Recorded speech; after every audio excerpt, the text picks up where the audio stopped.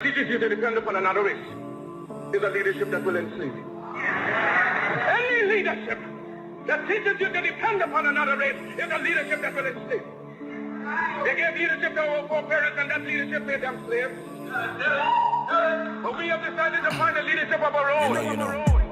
Not your average nigga, I'm a guy out the hood. They can't downplay me. I came up, I'm elevated. I ain't gotta say too much for them to know I'm coming for what's mine. You know they see me in my presence, say they see how I'm coming. Young, but you not just gonna finesse me like you did my peoples. Then back when you said they was emancipated. This ain't that. Your head too big, you feeling yourself. The game wasn't fair, you had the advantage, we wasn't educated. I don't look at you people the same. Nah. Your worst nightmare, my skin tone about them chains. Yeah. Not no circus lion, son, I can't be tamed. You gon' have to kill me, pussy, Toby ain't my name. Y'all still want us think our history started when we were slaves? What? Come on now, talk about them pyramids we made. I was chosen by that man, you know y'all just been running game. The nerve of you acting like...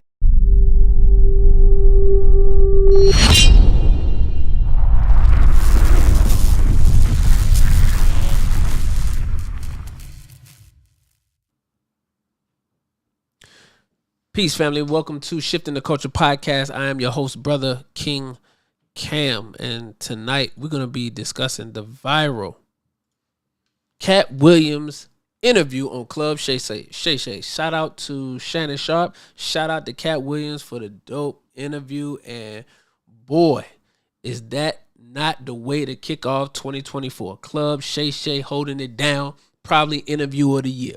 I'm going to just tell you straight like that. Probably interview of the year. Joe Budden and Umar had it, but now it's all straight Club Shay Shay and Shannon Sharp with Katt Williams. So, you know how we do here on the show. I want everybody, first of all, to hit the comment section. Let me know what city and state that you're tuning in from. I want you to...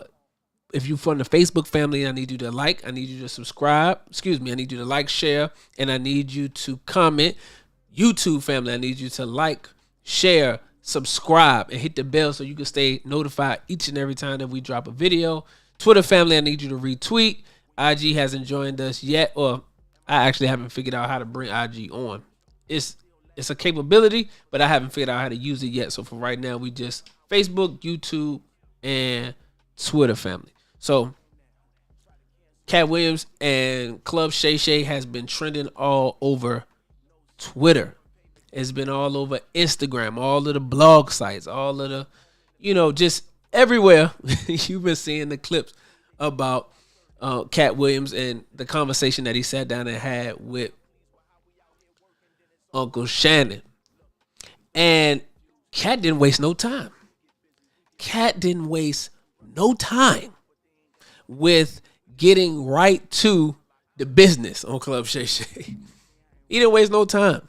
He went and he got straight to dropping gems. And he talked about a bunch of different entertainers. He talked about the entertainment industry. He talked about the business. He talked about the craft of being a comedian. He talked about his upbringing.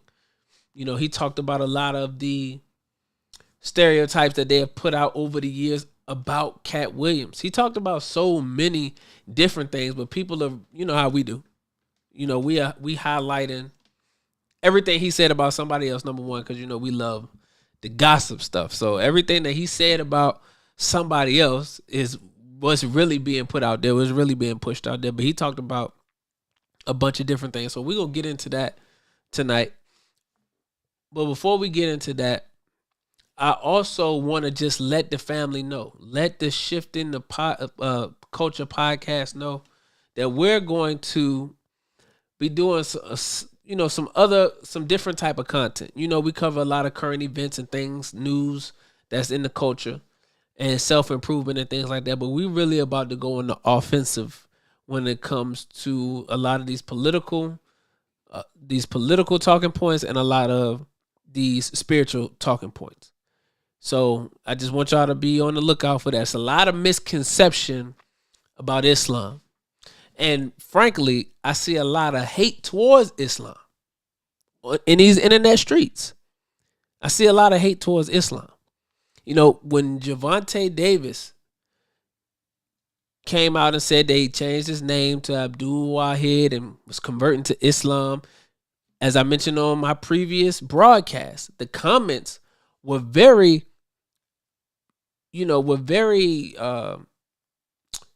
hate filled. I don't want to say hate filled. The comments were very condescending. They were not nice comments for somebody who was trying to find the path to righteousness. It might not be the path that you on, but it's a path to righteousness. And him recognizing that the life that he has been living, the things that he's been doing is not something that's productive, and he wants to change it. And he saw fit that Islam be the way that he go about changing it. And the comments were real derogatory in reference to that. Then you have somebody, I believe it's a rapper, who comes out and, as he says he's a Christian and he has all these negative things to say about Islam. And, just recently tonight, I'm watching a YouTube program by a Christian apologist, so-called theologian, who has a lot of great content in reference to Christianity. But this particular subject was dealing with Islam, and it started out with pleasantries. It started out real nice, and then they get into the BS about how Islam is not for the black man and, all of that kind of stuff. So, as you know, we don't sit up and do hit pieces on Christianity and things of that nature. We teach the teachings. And what the teachings say is what we teach. If you take offense to that, then that's on you. But we don't openly just say, hey, we're going to address Christianity in this particular fashion. And there's so many things that are said and have been said that a lot of people don't understand. And instead of asking for clarity, people take offense to it and then start creating content around it and don't even have the slightest understanding of what was actually said or of what actually is being talked about. They have the wrong interpretation. So what we're about to do is, like I said, go on the offensive, and we're about to just get into a lot of spiritual concepts, and we're about to get into it real heavy. We're about to get into a lot of these spiritual conversations, biblical scripture, Quranic scripture, Islam as a whole, all of these different things, Jesus, all of these different things, we're going to get into it. But tonight is not the night for us to get into that. Tonight is the Katt Williams recap on Club Shay Shay. And as I mentioned before, he talked about a lot of different guests that came on Club Shay Shay and, were giving their stories, talking about, their careers, their upbringing. And a lot of these people are intertwined. A lot of these people have done movies together. A lot of these people have done comedy shows together. So all of them have been in a lot of the same places, a part of the same productions, a part of the same work. They're all constituents in the entertainment industry. And what I liked about Katt Williams' interview is the fact that, first of all, I already stated I liked it, but I loved the interview. Katt Williams always been authentic. And I believe that anytime a person is stigmatized as being crazy, a person is stigmatized as being on drugs or conspiracy theorists, those are the people that you should be listening to. Those are the people that you should be paying more attention to what comes out of their mouths if mainstream media is condemning them as being crazy, as being a drug addict, having mental health issues.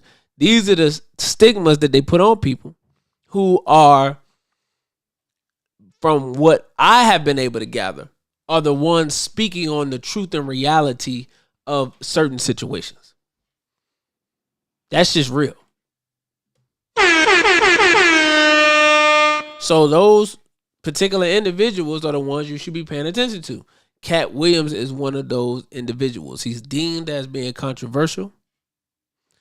And if you study the things that Katt Williams has said, even in his stand-ups, Katt Williams says a lot of things in his stand-ups and in his specials that should be studied, that we should look into a lot more. And he's been stigmatized, demonized by the media So that's a person that we should be paying attention to. So he talked about and really addressed what a lot of these entertainers was saying about him. And Katt even said in the interview, if they hadn't mentioned my name, we wouldn't be sitting here talking today. If they hadn't mentioned my name, then there'd be no need for me to come up in here and correct the narrative. But I have to come and correct the narrative because they was just not being honest about some of the things that they said.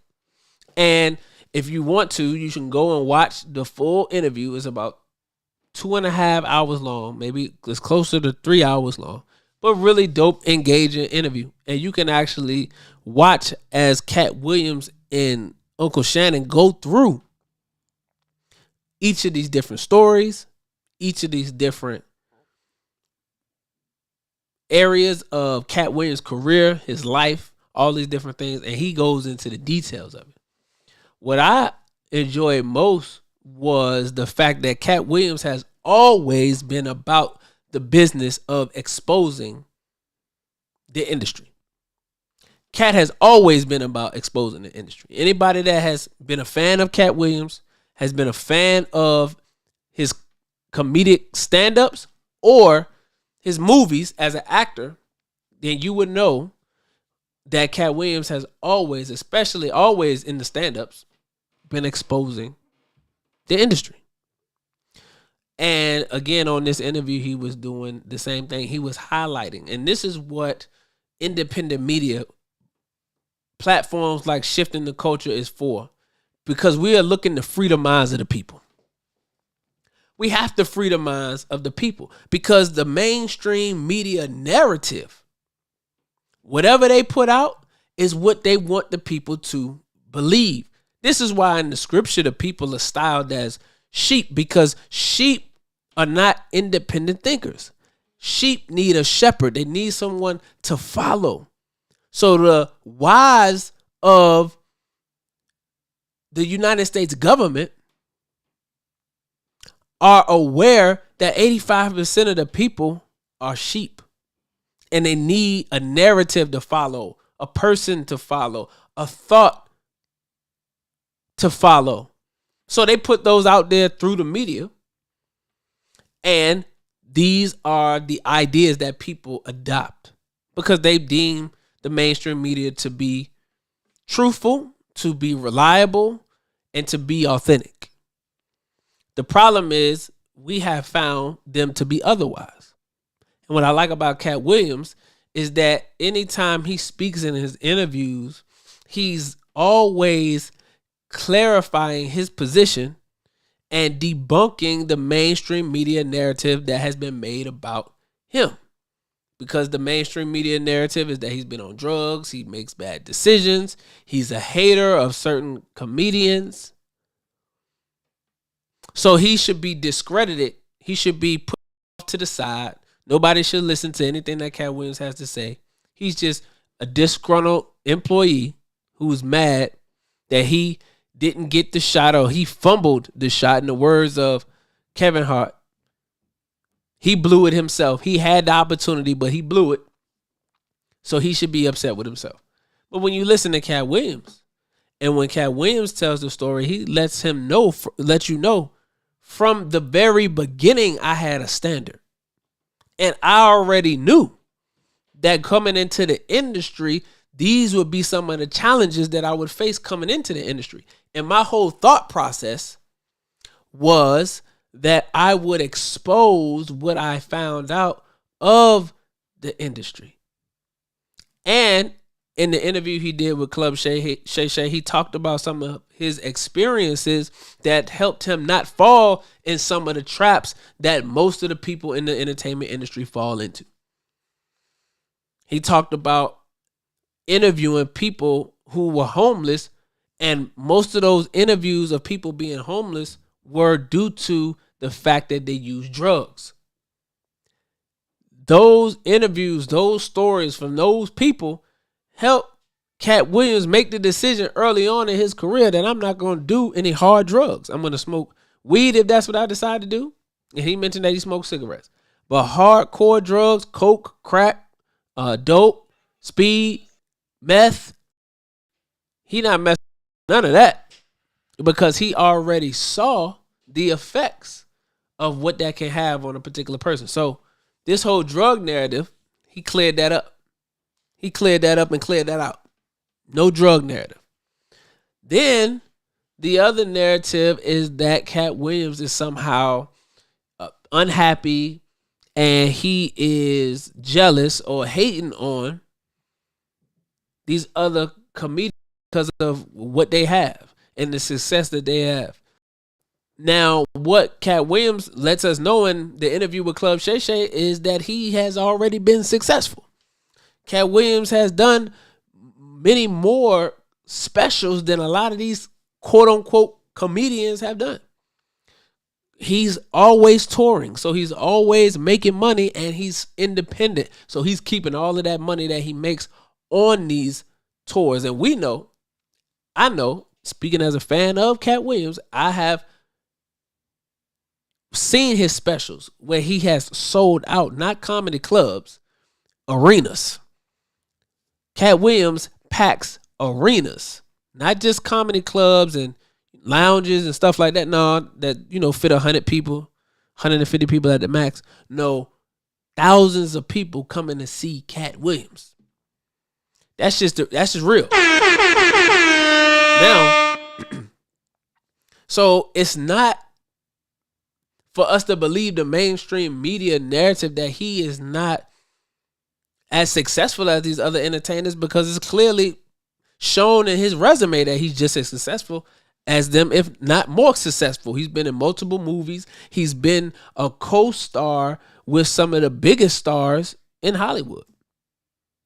He's been a co-star with some of the biggest stars in Hollywood. You're talking about Mike Epps, Ice Cube, Martin Lawrence. The list goes on and on of, superstar movie stars that Katt Williams has co-starred in movies with. Not to mention probably a bunch of projects we don't know that he has written, produced and all these different things, because Katt Williams is a very talented brother, very creative individual. We understand all of that. So, and I always appreciate those who stand on their principles. Always appreciate those who stand on their principles. And Katt Williams has always been an individual who has stood on business. Always been an individual who stood on business. For those who are just coming into Shifting the Culture podcast, I'm your host, Brother King Cam. We are discussing Katt Williams on Club Shay Shay. Interview that broke the internet, went viral. I need you on YouTube to like and subscribe and hit the bell so you can stay notified each and every time that we drop a video. My Facebook family, I need you to like and comment and share so that you can be tapped in to what we have going on. In the Twitter family, I need you to retweet. Hit the comment section. Let me know what city and state that you checking in from. So Katt Williams debunks all of these myths that the mainstream media has tried to put out there. Why? Because they don't want you to listen to what Katt Williams is talking about. The gatekeeping he mentioned, that's an actual fact. Katt Williams isn't the first person to come out and talk about some of these things that's happening in Hollywood. So when people try to discredit Katt Williams, you have to look at them like, you must be new to this, because Katt isn't the first person that has talked about this. Dave Chappelle has talked about this. What's my man name? I see his Jim Carrey has talked about this. Other actors have talked about what goes on behind the scenes in Hollywood. You have hip hop artists that have talked about what goes on behind the scenes in the hip hop industry. Michael Jackson talked about the hip hop industry. Prince talked about the music industry. See, the music industry and Hollywood kind of overlap. The music industry and Hollywood, they overlap. So, we talk about R&B singers, rappers, or actors. They're all in the same entertainment industry, because all of those things, coincide. They all reside together. They all reside together. So there are many people that have come out and talked about what's going on behind the scenes in Hollywood. They talked about casting couches. They talked about the sexual abuse. They've talked about selling your soul, all of these different things in order for you to achieve a certain level of success. The Honorable Minister Louis Farrakhan has talked about what has gone on in the entertainment music industry, exposing all of these different things. The minister have had sit downs with powerful individuals that are in the industry that have talked about these different things. And it's true. It's true. So Katt Williams is not telling a lie. He's not making up anything. He's not, doing anything other than telling the actual truth. And he talked about Cedric the Entertainer and Ricky Smiley and things like that. What I wanted to hone on was, obviously, Dave Chappelle did that famous interview with Oprah talking about the dress situation. I believe now everybody is aware. Everybody is aware about the dress protocol that they have in place for black men in Hollywood. And I'm going to go a step further because people leave it at the dress. Really, what's underneath the dress is the emasculation of black men. That is a domination tactic of white men over black men, is to emasculate them. They have coined the African or the black man as the lady of the races. This is scientifically proven. They have coined the African American the lady of the races. Why? Because the African American or the black man is heavily involved in the arts, on the creative side of things, and this is what they deem on as the feminine scientifically. So because of that scientific conclusion, they have come to the fact that the black man is what is the lady of the races. This is just scientifically proven. Matter of fact, if I can find my book, hold on. You know, we got to go to it. We deal with this assault on the black man, black manhood, and black masculinity. Dr. Wesley break it down, and in it he go over that lady, the lady of the races, and it's important for us to understand. And this is what Katt Williams was alluding to about these men having to be emasculated for these particular movie roles. And Katt talked about the fact that for a couple of years, a lot of the movie roles that you see your favorite comedian or actor getting came across Katt Williams' desk, but he asked that in the role, can we take out some of the homosexuality? Can we take out some of the emasculation of the black man? He talked about the roles in Friday After Next. He talked about the roles in Friday After Next. And how the Santa Claus, which Ricky Smiley had played, the original role or some of the original scenes for the Santa Claus was that the Santa Claus was supposed to be raped in the bathroom.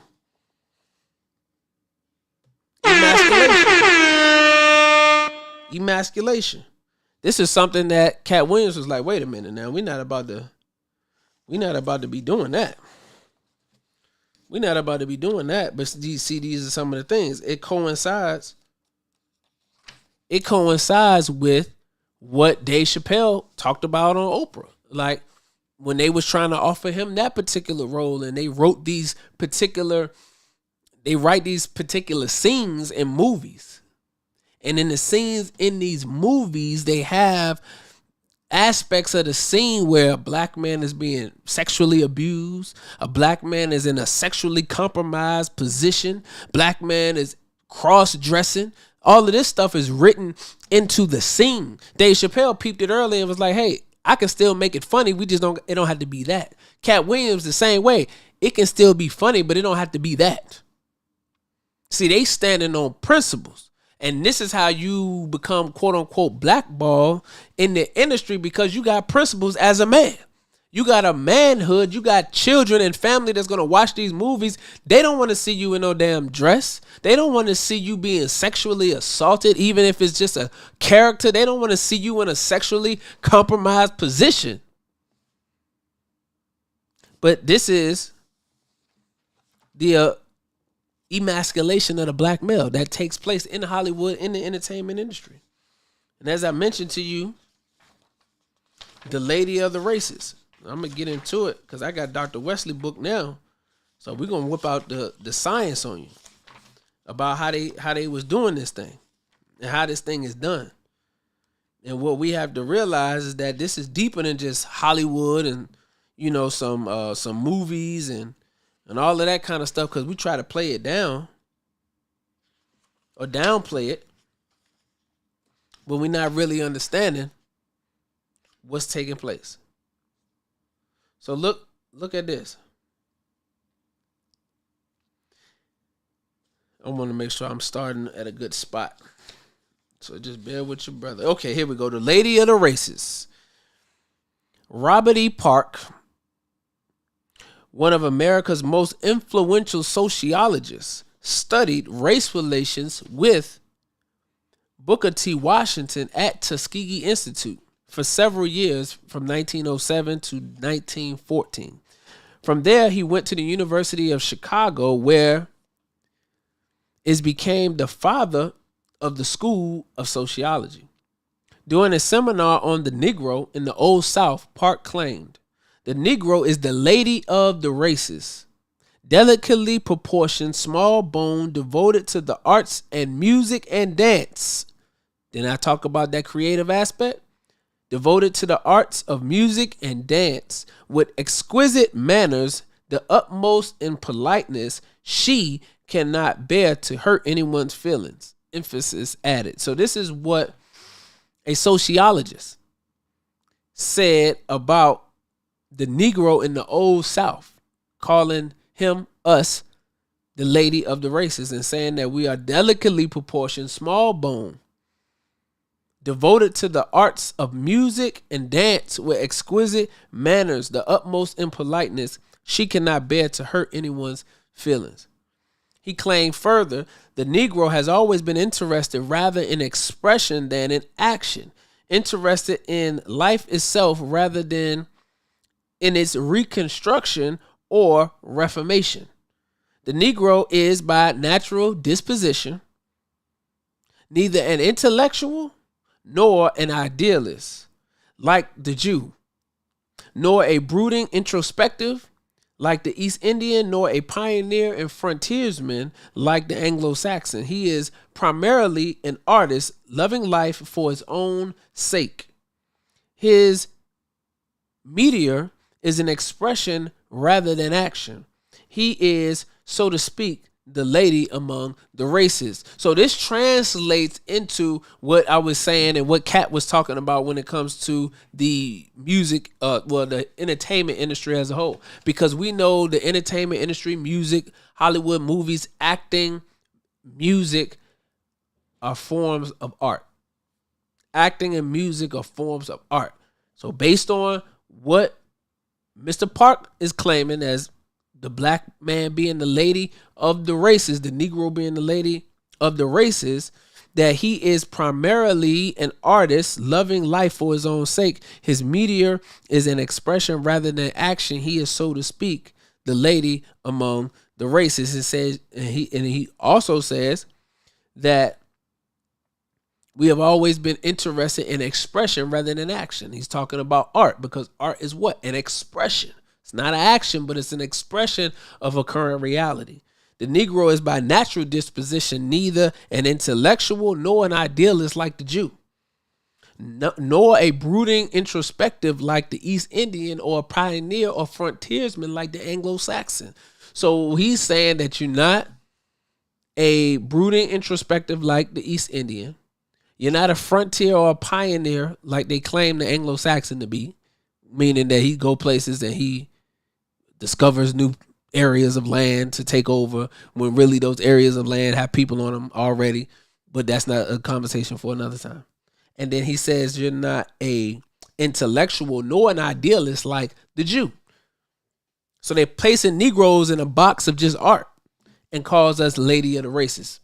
This goes into the emasculation of black men that occurs in Hollywood. And this is what Katt was talking about when they asking him to wear dresses, engage in sexual compromise and activities in order for you to take the next step and next level in success. Park co-authored with Ernest W. Burgess the first American textbook on sociology geared toward research, introduction to the science of sociology. He exerted an enormous influence on the development of a scientific theory of race relations. At his time, he may have been responsible for more studies on race and ethnicity than any other American sociological theorist. His Negro as the lady of the races theory therefore made a deep impact, giving pseudo-scientific support for the earlier propaganda employed by the European colonists and American slave masters to justify their fetish for black male flesh. Another example of this pseudoscientific support is Minnesota multifaceted personality inventory, the most widely used in research standardized psychometric test of adult personality. This psychological instrument asks the subject the applicability to himself of over 500 simple statements. In the 1960s, 2 black male populations were tested and compared to white males, Alabama prisoners and Wisconsin working class veterans with tuberculosis. Reinforcing the lady of the races theory of Robert Park, the researchers suggested that black males score higher than white males on a measure of femininity. The results suggest that in contrast to whites, Negroes tend to show less concern over conventional social mores, demonstrate a greater emotional vigor and buoyancy, and are more prone to act on their ideas and impulses, manifest more of what are considered to be bizarre or unusual thoughts and behavior, and exhibit a more feminine pattern of interest. Harvard professor Thomas Pettigrew assumed these findings to indicate the effeminate aspects of the Negro role many of these men must play in adult life.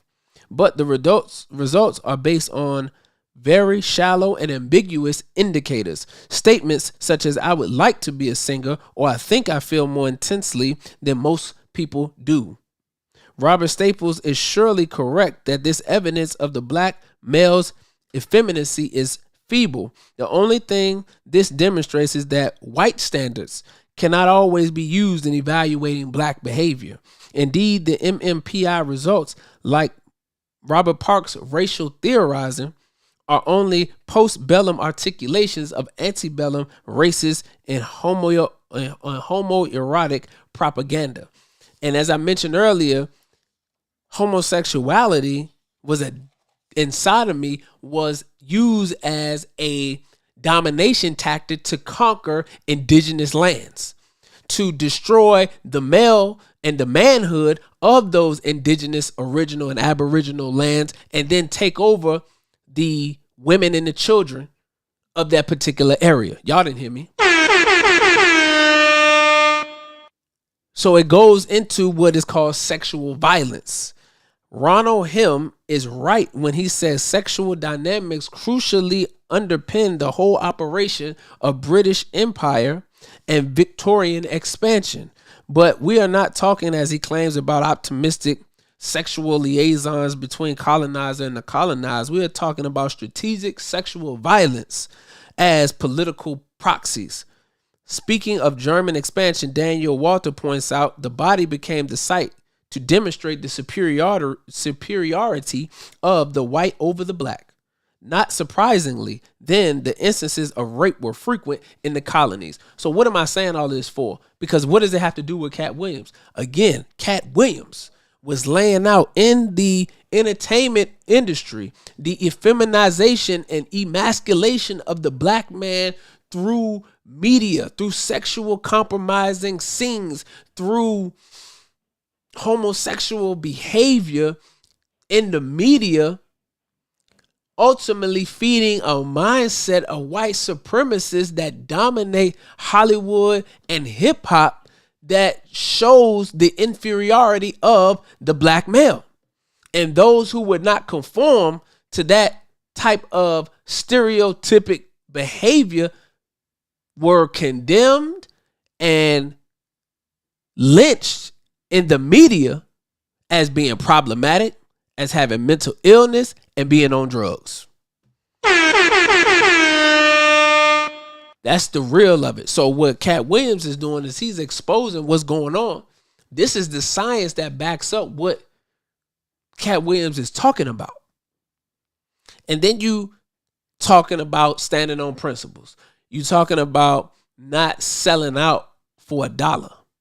Katt Williams has made plenty of money in his life. So it's not about being able to make money, because to Katt Williams, if he bets on himself, he'll be successful. But he highlighted individuals who have taken shortcuts, and what Katt Williams talked about in Club Shay Shay was the fact that he has no problem with his constituents in the industry. The issue is, do not compare them to himself, who went about it the right way, who studied the greats in comedy, who really put in the time to hone the craft. Not saying that others haven't done that, because I'm not a constituent, so I can't say who hasn't and who's not. Katt Williams is saying who hasn't and who's not. Based on his analysis, that does a disservice to those who have pioneered the craft, who have pioneered the road that they walk today as great comedians. So he mentioned the fact that some people were handpicked to be in the positions that they in. He talked about how people already had roles waiting for them and being industry plants. Specifically, he was talking about Kevin Hart. Now, we don't have no issues with Kevin Hart. I don't have no issues with Kevin Hart. I don't know Kevin Hart to have any issues with him. Just going off of what Katt Williams laid out in his timeline of events. And anybody that's a fan of Kevin Hart, then you able to see his trajectory. You able to see Kevin Hart bursting onto the scene. I don't remember, to me, it's certain people that, you have grew up with, been a part of their career, whatever the case may be. And you have you've seen their trajectory. You've seen where they started from the bottom and went and shot up out of there. I mean, people can say, because he mentioned Tyler Perry, but I remember that with Tyler Perry. I remember when Tyler Perry was doing the Medea plays. Like, I watched Tyler Perry, the Medea plays. Before the movies, I was watching the plays, right? So we saw that trajectory of Tyler Perry coming from the plays to getting the movie deals with Lionsgate and all of those different type of things, and going to the level that he's at now. Kevin Hart, I don't remember necessarily seeing an upward trajectory of Kevin Hart. Those who are fans of Mike Epps, Martin Lawrence, Steve Harvey, Katt Williams, you saw them Def Comedy Jam. You saw them on, Comic View. You seen them, not Comic View, but on Def Comedy Jam. And you seen them on all of these other stand-up circuits, if you will, when they was grinding. When they was grinding. And then you seen them shoot up Ricky Smiley. So you seen them grow from the bottom all the way to where they at now. Syndicated radio shows, TV shows, movies, etc. You don't necessarily remember that for Kevin Hart. I'm not saying that he didn't have it. I'm just saying we don't remember it. So, and then when you listen to Kevin Hart give interviews, and he talks about he mentioned Kevin Hart, he mentioned Katt Williams in a Breakfast Club interview that he did. He went with the mainstream media narrative on Katt Williams and said that Katt Williams chose drugs over the opportunity to become a mega star. Katt Williams is saying that's not the case. I never used drugs, but I wasn't going to compromise myself to become a megastar. This is an actual fact. Kevin Hart said that he would not put on a dress. He said that. And then he actually did put on a dress. And then came back with some type of justification for why he put on the dress. So these are the inconsistencies that we have seen from Kevin Hart, and just the pattern. It's not about what people say all the time. You have to watch their behavior and look at the pattern. What's really going on? What's really happening? He talked about Katt Williams. Him and Martin Lawrence are supposed to do a movie together, and Katt thought it was going to be one type of movie, and when they got the script and started talking about it, it ended up being the script for Big Mama's House 2, and Katt was like, nah, I'm not doing that, bro. I'm not doing that. So I appreciate it, because the foundational principle that I took out and took away from what Katt Williams was talking about was black men, don't sell your soul, don't lose your principles, don't lose your manhood for money. Don't do that. It's no amount of money that can be offered to you that could have you toss your principles, your values, your soul in the wind for a check. It's no amount of money. He mentioned $200 million going to Ludacris for 20 projects. $10 million a project. I had no issues with Ludacris. This ain't got nothing to do with Ludacris. Again, we just talking about the principle, because it's a lot of young black men who are willing to do anything to get paid. There are a lot of brothers out here, sisters too, that are willing to do anything to get a check, anything to get paid. And what do the OGs tell you? If you don't stand for something, you'll fall for anything. If you don't stand for something, you'll fall for anything. And when you become a whore for money, then your values and your principles won't matter anymore, because you become a whore. You sell out for money, no matter what the price, no matter what you are supposed to stand up for. You have a price. I forgot who said it, but they said every Negro has a price. Just had to find it. I forgot who said that, but they said every Negro has a price. So from that mindset, lets you know that they already are of the belief that you can be bought, which means you're not going to stand 10 toes. Y'all not talking to me. That means that you are already looked at as one who not going to stand on principle, who not going to stand on business, who not going to stand on what they believe in as a man, because you got a price and you can be bought like a whore. You can be bought like a prostitute. It's too many black men out here like that. You can be paid to sell out your community. You can be paid to sell out your homeboy. How many people you know have gone to jail, and how many people have taken deals and turned snitch, turned rat, became an informant on their own people? On people you consciously got into business with, not was forced into business with, but was constantly engaging in the same criminal activities, but you had a price. They was able to negotiate with you your price. And once they hit that spot, you folded. You compromised. You ratted on your own people. You sold out your own people to help your own self out. This is some real deep stuff that we're talking about. So Katt Williams is exposing all of those different things. And he's simply saying, don't act like you've been standing on business when that's not the case. When I have actually witnessed certain things, we have had contractual agreements and certain things. And it was certain things that Katt was saying that we already knew was true. We already knew Kevin Hart was a little, off as far as the authenticity factor. That's what I'm going to say about Kevin Hart. It's just the authenticity factor. We know Katt Williams real. We know Mike Epps is real. The authenticity factor with Kevin Hart is like, but he funny, so we just let it roll. So he highlighted that aspect, which we was already hip to. Then he talked about Cedric the Entertainer and the specials, and Ricky Smiley and the specials. These are things that we already knew. I've never in my life came into a household, went into anywhere.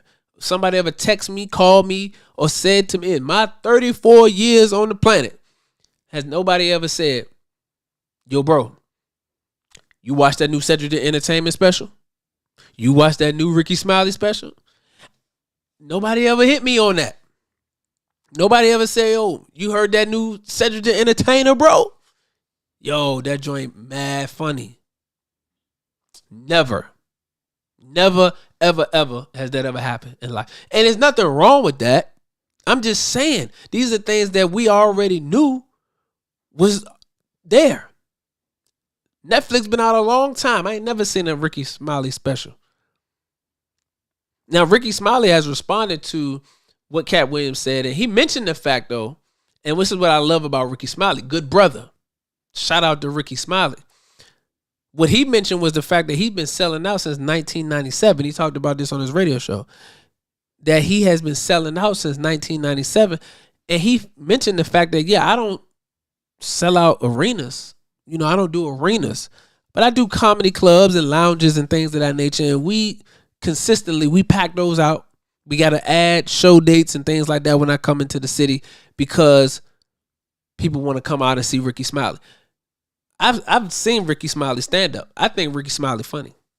I think Ricky Smiley's funny. I've seen his stand up. So Ricky Smiley is legit. We seen him on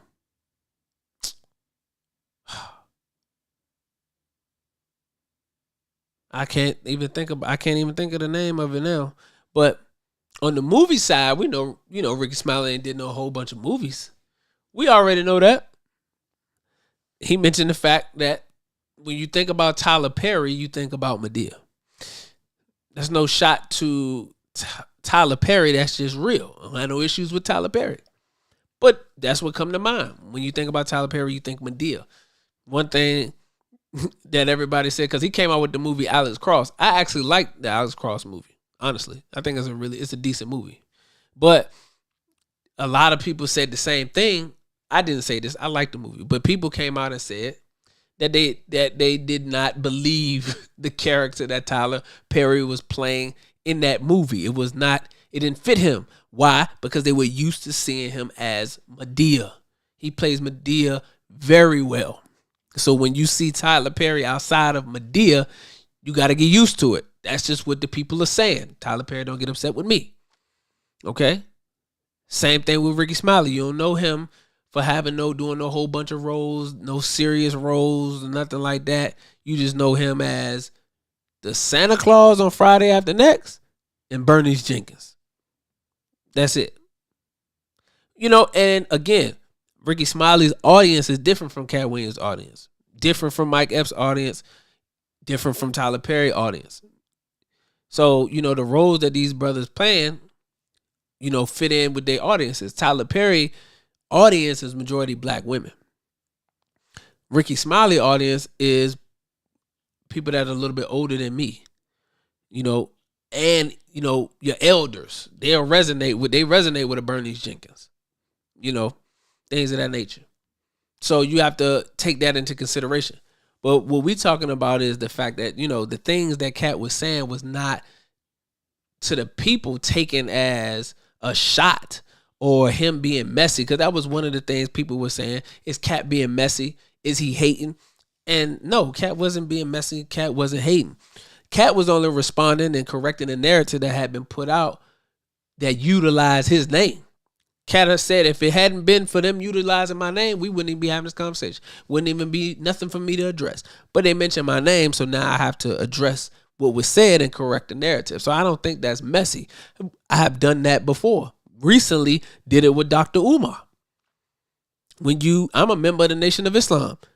When you mention the Nation of Islam, the teachings of the Most Honorable Elijah Muhammad, the Honorable Minister Louis Farrakhan, Malcolm X in correlation with the Nation of Islam, and you say something that's inaccurate, at that point, we have to now come and correct the narrative. because you have stated something that was inaccurate. We have to come and just correct the narrative. Don't open your mouth about something on a public platform, speak inaccurately, and then don't think that somebody should not come and correct the false statements that you made in the public about something that you are not, that I'm not even gonna say well versed on, but something that you are not a part of. So just keep that in mind for anybody who does speaking engagements. You going out, you doing podcasts, you get interviewed, you speak on whatever it is that you want to speak on. But just know, if you make a mistake about something that involves other people, those third party persons can come and talk to you about the mistake that you made. They can come out and address the mistake that you made. They can correct the narrative of the mistake that you made. That's just how it go.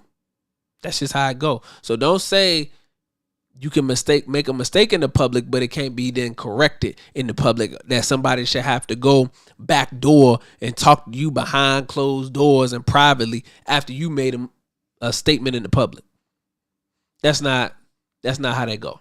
So we just had to do that with Dr. Umar and the Most Honorable Elijah Muhammad. This is what Katt Williams is doing. And shout out to Katt Williams too for, standing on his relationship with the Honorable Minister Louis Farrakhan. That's something else we appreciate Katt for as well. Because everybody else is like Nicodemus. They come to the Honorable Minister Louis Farrakhan at nighttime, under the cover of darkness. But in the daytime, they make no mention of it. So shout out to Katt Williams for that. But there was a lot of bombshells that he dropped in this interview. And for those that are just joining us at Shifting the Culture Podcast, I'm your host, Brother King Cam. I need you to hit the comment section. Let me know what city and state that you're checking in from. Shout out to Facebook, YouTube, and Twitter family that's watching on the platform today. As I mentioned before, Katt Williams was dropping a lot of bombs, a lot of shells, a lot of gems, whatever you want to call it, on this particular show, really in exposing the industry. He talked about the power of being independent and owning your own, and just all money, not good money. All money, not good money. If they offer you a check to do something and it's outside of your principles, that's not good money. You should not compromise your principles for a bag. There's another bag coming for you. What God has for you, nobody can take from you. So if it's meant for you to have, you're going to have it anyway. There's no need to compromise your principles in order to do that. So I appreciate the fact that Katt Williams talked about his experiences and really made it clear.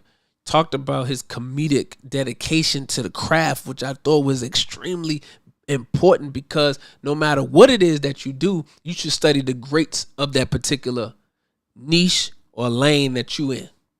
You should study the greats, because how are you to elevate yourself to a level of dominance or a certain level of mastery in that particular area if you don't study the greats?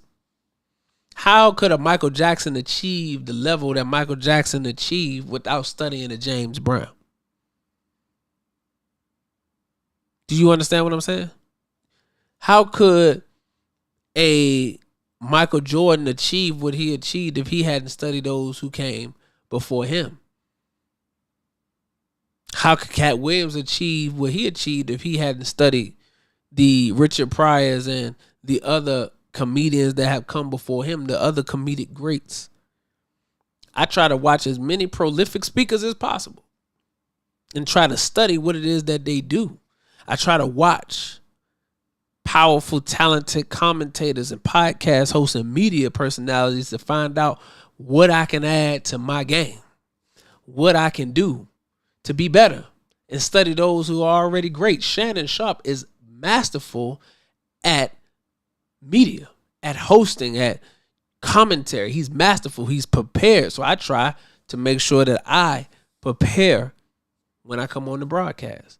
I want to make sure that I'm constantly in study, so that I don't come and speak to you from a place of shooting from the hip, but I'm coming from a place of actual study. I can cite my sources. So when I'm talking to you about the emasculation of the black man, and we correlating that into what Katt Williams was talking about, we can cite our sources out of understanding the black man, understanding the assault on the black man, black manhood, and black masculinity from a Dr. Wesley, who's a PhD, who has many sources that are cited when we talk about, these different areas and these different aspects. So it's very important because the media is where people consume their news. And again, this is how people formulate beliefs from the thoughts and the thought leadership that's put out through media. And this is why the mainstream media is at war with the independent media, because there are two different ideas that are being put out. So we are at war for the minds and hearts of our people. So it's important that you come before the people with proper information. So I thoroughly enjoyed Katt Williams' interview with Club Shay Shay. I appreciate for bringing him on. I said today, the next person he got to bring on, he got to bring the minister on. He got to bring the minister on and talk to the minister about what he talked to everybody else about. If you bring Katt Williams on, you can go ahead and bring the minister on now, since it's a center for truth. Katt Williams established it as center for truth. Now you got to bring the number one truth teller in the world on the platform, Uncle Shay Shay. So if you hear this, brother, go ahead, reach out to who you need to reach out to. See if you can get the Honorable Minister Louis Farrakhan on Club Shay Shay to go ahead and add to the list of legendary, impactful, influential voices that you have had on Club Shay Shay moving forward and in the past. So that would definitely be a charity go on top of what you've already been doing. Shout out to Club Shay Shay and Uncle Shannon. But again, Katt was exposing the spiritual wickedness that exists in high places in Hollywood and entertainment industry. He exposed that. He exposed what happens to black men when they enter the entertainment industry. And then you see it on various levels, because you see it taking place with LeBron James. Sports figures as well. Because I believe they put LeBron in a dress. I can't remember. And I don't want to say if it was factual, because it may not even been real. You know how the internet be playing. Y'all know how the internet be playing, boy. So I'm not even going to say that. But they sports figures are not excused from this. Sports figures are a part of this as well. So just understand that the industry is about exploitation, emasculation, and turning you into a whore for money. And this thing about again, I want to read this right here, because this emphasize. Okay, here we go right here. So check this out. It is Professor Robert, because I want you to know and understand the domination tactic. We closing on this, but the domination tactic that was used by Europeans coming out of Europe, homosexuals, and as they went out to colonize and imperialize indigenous places, they brought homosexuality with them. This is a documented fact. This is documented history. It says it is Professor Robert Aldrich of the University of Sydney who has most thoroughly documented the empire as a homosexual playground in his mammoth Colonialism and Homosexuality. He documents the connections between homosexuality and the imperialism from the late 1800s, the era of new imperialism, until the period of decolonization. Colonial lands, which in the late 19th and early 20th century included most of Africa, South and Southeast Asia, and the islands of the Pacific and Indian Oceans and the Caribbean, provided a haven for Europeans whose sexual inclinations did not fit neatly into the constraints of European society. Certain colonies became known as sites of homosexual license. What the man is explaining, that in the late 19th and 20th century, most of the colonial lands were Africa, South and Southeast Asia, isles of the Pacific and Indian Oceans, and the Caribbean, provided a haven for Europeans whose sexual inclination did not fit neatly into the constraints of European society. So you had these homosexuals that left up out of Europe because homosexuality was not accepted there.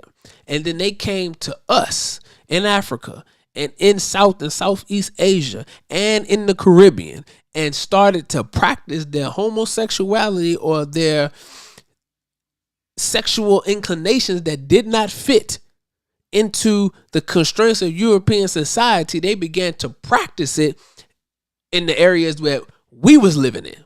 I want you to hear me.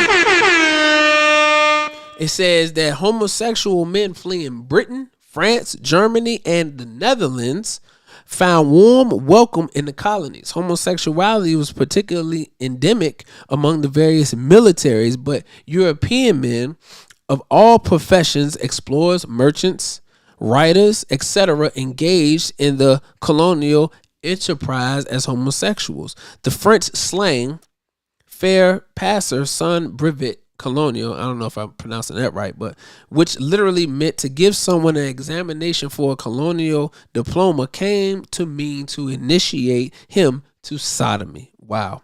Homosexual encounters were widespread in the colonies and not just among those on the margins of empire. The empire builders themselves are representative of this imperial homosexual push. Some of the leading figures in the imperial pantheon, British imperial heroes, did not come much greater than Henry Morton Stanley and Cecil Rhodes. I heard about Cecil Rhodes.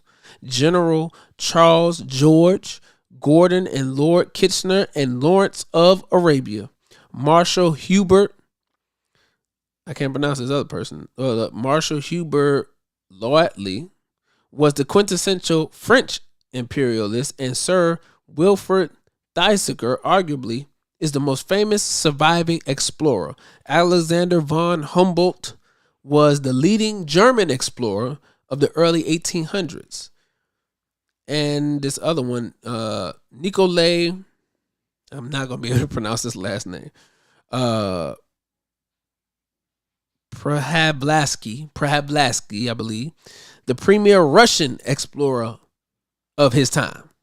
Likewise, Orientalists, novelists, poets, journalists, travel writers, sociologists, ethnographers from various European nations traveled to the Arabic Orient or Near East in pursuit of sex with local males, preferably boys, men of color with an imperialist fetish. Europeans fantasize about brown skin, but imperial homosexuality was not just about physical gratification. Here's the part. But political and social control. It represented the collusion of phallocratic and colonial interests. In the words of Joseph Boone, homosexual sex was part of the violence perpetrated throughout the colonial world, remarks Aldrich. So, as I mentioned before, this is what they use as a weapon to dominate the indigenous people. They said it was a source of political and social control. Let me see.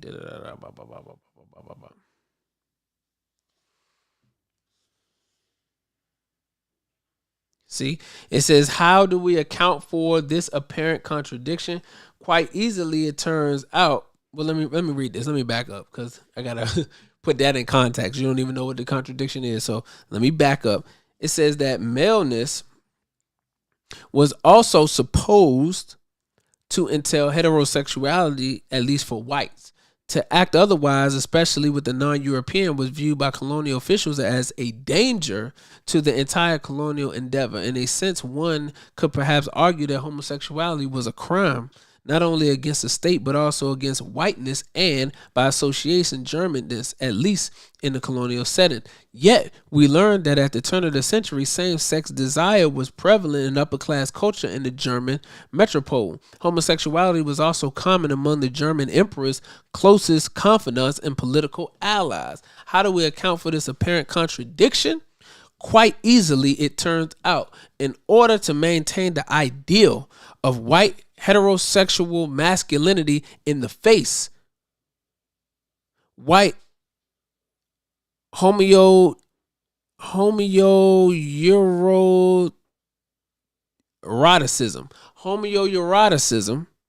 toward the colonial subjects, the whole colonized world, i.e. the indigenous men, black men of the colonies, was feminized. Colonial thinkers perceive colonial cultures as feminine, thus justifying the conquest of them, observes Carol Christ.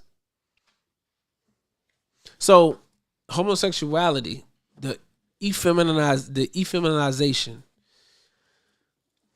the emasculation of indigenous black men is not something that's new. It's not something that just happened in Hollywood or in hip hop, but this is something that has been taking place since European imperialism and colonialism.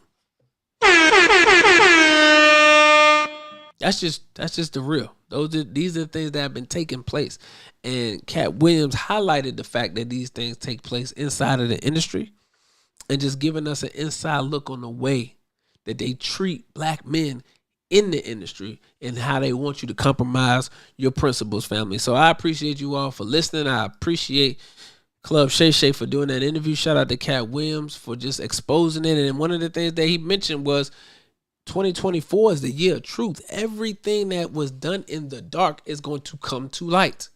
Everything that has taken place in the dark will come to light. That's just the time that we living in. The Honorable Minister Louis Farrakhan said it's the year or the time of the manifestation of defects. Everything that is wrong is going to be manifested fully from darkness into light for full exposure. So the scripture says that the time cannot come until the man of sin be revealed. See, that day cannot come until the man of sin be revealed, the son of perdition. That's scripture, 2 Thessalonians. So the man of sin has to be revealed. Well, if he has to be revealed, then that means there's a particular part of his existence that was unknown. He was not seen. He was unknown. He was a mystery at some point. So he has to be revealed before that day of what? That day of judgment can come. The man of sin must be revealed. This is the time that we living in. So to show you who that man of sin is, and to show you who that son of perdition is, there has to be one that's going to come and expose. So all of the falsehood, all of the things that took place in the darkness come into light now, because it got to be exposed. We got to be able to see so that we can know what's the path of righteousness and godlyhood and what's the path of Satan. That's it, family. That's just it. So we appreciate, like I said, shout out to Club Shay Shay. Shout out to Katt Williams.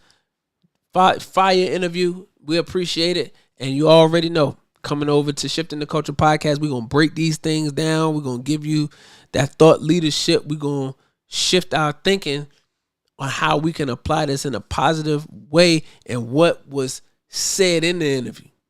Because sometimes we're breaking down the things that are said in the interviews. Sometimes we're taking a story, news that has come out, and how do we extract the lessons from it? This is what we doing on Shifting the Culture podcast. So if you want to be a part of more of these conversations, you can text the word STC podcast to 888-294-2793. You can text the word the STC podcast to 888-294-2793. That's how you stay tapped in. You can follow me on all social media platforms at Brother King Cam. We did not play our song that we normally play at the beginning of our podcast, but I wanted to get right into it.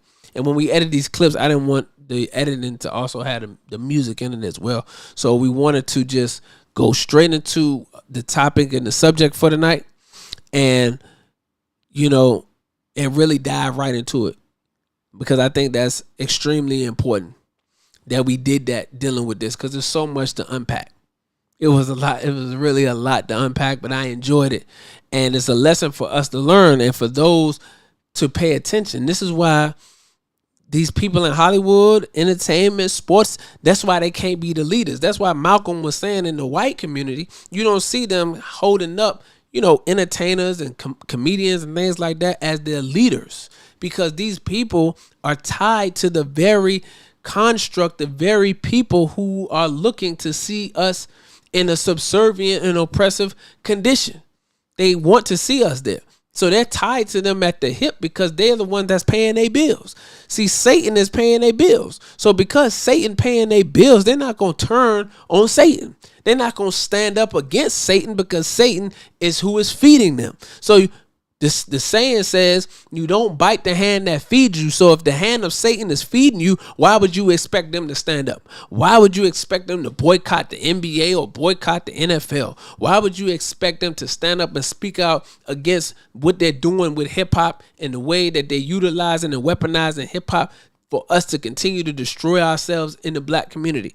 Why are people not speaking up about that? Because the hand of Satan is feeding them. And until you own your own, until you're fully independent and you're able to come away from the rich man's table and you're able to create a table for yourself, you'll always be at the mercy of the rich man, at the mercy of Satan, Shaitan. So I'm going this time for real, family, man. We appreciate you. And, man, we look forward to seeing you back here for another show on Shifting the Culture podcast. Peace and blessings. Any leadership that teaches you to depend upon another race is a leadership that will enslave you. Any leadership that teaches you to depend upon another race is a leadership that will enslave you. They gave leadership to our foreparents, and that leadership made them slaves. But we have decided to find a leadership of our own. You know. Not your average nigga, I'm a guy out the hood. They can't downplay me. I came up, I'm elevated. I ain't gotta say too much for them to know I'm coming for what's mine. They see me in my presence, say they see how I'm coming. Young, but you not just gonna finesse me like you did my peoples. Then back when you said they was emancipated. This ain't that. Your head too big, you feeling yourself. The game wasn't fair, you had the advantage, we wasn't educated. I don't look at you people the same. Nah. Your worst nightmare, my skin tone about them chains. Yeah. Not no circus lion, son, I can't be tamed. You gon' have to kill me, pussy, Toby ain't my name. Y'all still want us think our history started when we were slaves? What? Come on now, talk about them pyramids we made. I was chosen by that man, y'all just been running game. The nerve of you acting like